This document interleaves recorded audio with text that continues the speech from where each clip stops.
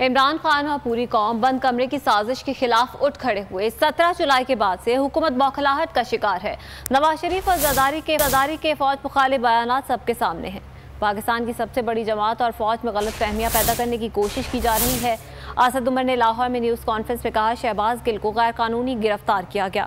ARY کے news head کو آدھی رات کو گرفتار کیا گیا۔ سلمان اقبال کے خلاف مقدمات درج کر دیے گئے۔ ARY کے بعد سب کی باری آنے والی ہے۔ اسد عمر نے کہا الیکشن کمیشن نے تحریک انصاف پر جھوٹے الزامات لگائے۔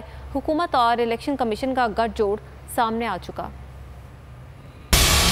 بیٹھ کے ایک پورا منصوبہ بنایا گیا، اس کے بعد حرام کے پیسے سے لوگوں کے ضمیر خریدے گئے، بیرونی مداخلت سامنے آئی، اور میں ہر دفعہ یاد دلاتا ہوں کہ میں نہیں کہہ رہا، یہ پاکستان کی قومی سلامتی کمیٹی ایک نہیں 2 دفعہ کہہ چکی ہے کہ واضح بیرونی مداخلت نظر آئی۔ اس دفعہ ایک غیرت مند سچا لیڈر عمران خان کی شکل میں وہ اس بند کمرے کی سازش کے خلاف کھڑا ہو۔ ARY کو بین کر دیا گیا۔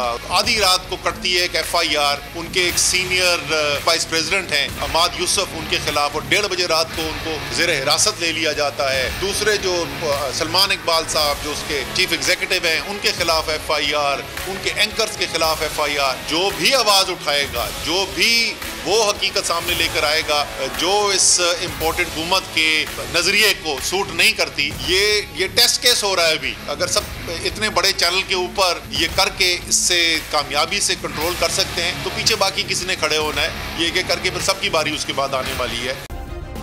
سبسکرائب کریں اور بیل دبائیں تاکہ کوئی خبر رہ نہ جائے۔